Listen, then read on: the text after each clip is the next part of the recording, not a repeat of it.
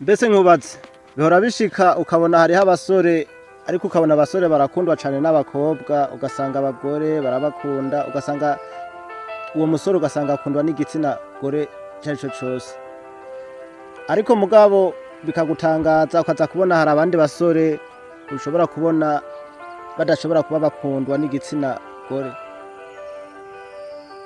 Rero nawe namba woba uri mw'abo basore badashobora kuba bakundwa n'igitsina gore, naguteguriye ibintu bishika ku 8 wokora bigatuma igitsina gore kigukunda ugasanga ahubwo nico kikurondera cane kurushaho ko ukirondera. Rero ico no gusaba namba uri mushasha kuri channel yacu ya Ukuri ku Mafaranga nuko ukora sabone kugira ngo imisi yose twa-uploadinze video uzoze uba uwa mbere mu kuronka notification. Hama ikintu ca mbere woshobora gukora kugira ngo abakobwa bagukunde nuko wobaho ukaba uri umuntu wiyubaha ukigirira icizere, kuko iyo uri umugabo ukaba uri umuntu wifitiye icizere umugore aragukunda, kuko abagore n'abantu bakunda abantu bigirira icizere. Rero ico nokubwira nuko wokwigirira icizere kuko ikintu cose mu gihe uzoba uriko uragikora utifitiye icizere ukagikorana ufise ubwoba, muri ico gihe nta muntu n'umwe azokwigera kwizera. Wewe ubwawe urumva utizeye none wumva ari nde yokwizera? Rero kugira ngo ushobore gutereta umukobwa umwemeze nuko wogenda kumutereta wifitiye confidence, wifitiye icizere, kuko iyo umugore abonye ari umugabo yiyemera uwo mugore acabona yuko uwo mugabo yuko afise kazoza kiwe, kuko abagore n'abantu mbona umenga ntibarabakure ariko barabakure. Rero mu gihe ugiye kumuresha nyamba ari nk'umukobwa ugiye kuresha genda wifitiye icizere, genda wifisemo confidence apana kugenda utitira. Ikintu naco noshobora kubabwira ca kabiri wokora kugira ngo abakobwa bagukunde nuko woba uri umusore ufise intego mu buzima bwawe, kuko kenshi nk'iyo aba ari nk'umugabo abaho adafise intego aba ari nk'ubwato bugenda butazi iyo buja buri mu nyanja. Rero kenshi abagore bakunda rimwe na rimwe abagabo bafise intego, kuko iyo uri umugabo ukaba ufise imigambi, ukaba ufise indoto, ukaba uri wa muntu ushaka gushika kuri za ndoto zawe, kenshi abagore baragukunda, abakobwa usanga bakwirukira. Rero nuko wobaho ufise ikintu ukavuga ati mbo je mu buzima bwanje nshaka kugera kuri iki kintu, kandi ukaba uri umuntu ukora ugakora cane n'inguvu kugira ngo urabe yuko wotera imbere. Si ngombwa yuko ngube umukire kugira ngo abakobwa bagukunde, ariko bisaba yuko nubwo butari umukire bakabona yuko ufise vision yo kuzoba umukire, bakabona yuko uriko urakora, bakabona yuko uriko urafokasinga ku bintu vyawe. Rero kugira intego mu buzima bwawe numva ari vyiza, kandi ubigize vyoshobora kugukururira abakobwa ugasanga nturiko wiruka ku bakobwa, ahubwo abakobwa akaba aribo bashobora kuza bakurondera. Hama ikindi kintu naco ca gatatu woshobora gukora kugira ngo abakobwa bashobore kuba bogukunda nuko woba umugabo w'ijambo, kuko ikintu ca mbere nabonye gikenerwa cane mu rukundo ni kwizigirana, kuko iyo mukundanye n'umukobwa ugasanga uri wa muntu ubwira nyambara umukobwa ikintu ukagikora ukagishitsa mu ngiro, ukaba utari wa muntu wica amasezerano, kenshi abagore bazogukunda kuko bazobona yuko uri umuntu w'ijuja n'ijambo. Rero nuko wokwiga nyamba ubwira ikintu umukobwa ukacubahiriza, apana kuvuga ibintu ntubishitse mu bikorwa. Abakobwa rero bakunda umuntu w'ijunja n'ijambo. Hama ikindi kintu naco ca kane ushobora gukora nuko woba uri umusore wubaha abagore, kuko abagore n'abantu bakunda abantu babubaha. Rero ico nokubwira nuko nyambara umukobwa mugiye kuganira nuko womwubaha ukamuganiriza mu rupfasoni,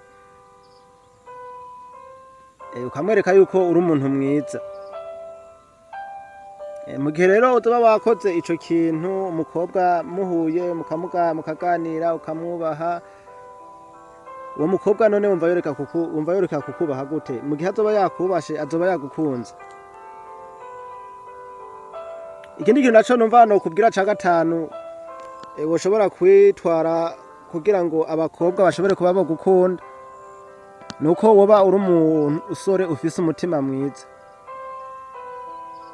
Kuko abagore benshi rimwe na rimwe bakunda abagabo bafise imitima myiza, akaba ari nka wa mugabo ashobora gufasha abandi, akaba ari wa mugabo ashobora nyamba ari nk'umuntu amukoreye nk'ikosa agashobora kuba yomusaba imbabazi, akaba ari wa mugabo azi kuba yoshobora gutega umutwe umugore, agatega amatwi abandi akabumviriza ntihagire abo ashobora guhohotera. Rero mu gihe uzoba wakoze ivyo bintu,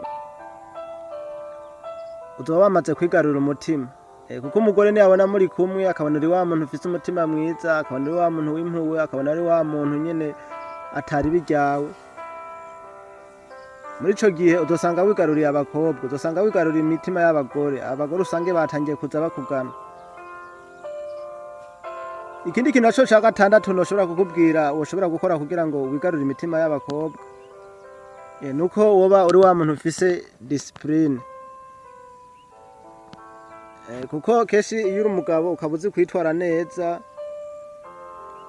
ukaba uri wa mugabo uzi gukoresha umwanya wawe neza, ukaba uri wa mugabo uzi gukoresha amafaranga yawe neza, ukamenya gukontorora kira kintu cose. Kenshi rero iyo uri umuntu umeze nkuko oya abagore kenshi usanga bagukunda,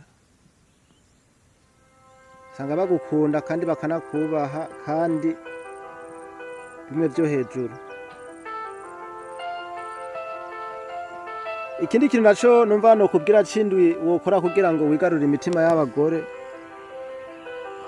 nuko woba uri wa muntu ufise umutima wihangana. Kuko iyo uri umuntu ufise umutima wihangana, buri wa muntu ushobora gushikirwa n'ikibazo ntuco uhunga ca kibazo, ahubwo ugahangana na ca kibazo, ukamenya kuntu ukigwanira, ukamenya kuntu ugikemura. Ukaba uri wa muntu udashobora gucika intege nyamba uriko urakora ibintu ukabona vyase, ukaba uri wa muntu ubandanya kuguma wihatira kuri ca kintu mpaka ugikoze ugahema ushitse kuri successful. Kuko abakobwa barazi kuraba, rero bisaba yuko uzoba uri wa muntu ufise umutima wihangana. Nyamba ari umukobwa ugiye kumuvugisha ubona kwishuye nabi, ntumubwire nabi, mwereke ko ataco bitwaye, wirenganire. Ikintu naco kigira umunani wokora kigatuma wigarurira imitima y'abagore, ugasanga abagore bagukunze, nukuba uri wa muntu ufise indangagaciro. Iki kintu ca nyuma c'indangagaciro numva arico kintu gikomeye cane, kuko iyo uri umugabo umenya ico uzi ukamenya ico wemera, aba ari ibintu vy'amateka.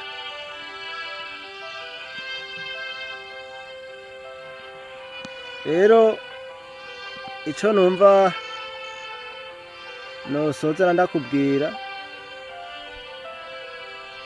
impanuro numva nogenda ndagutekereye nuko utogerageza guhinduka kugira ngo ushimishe umuntu,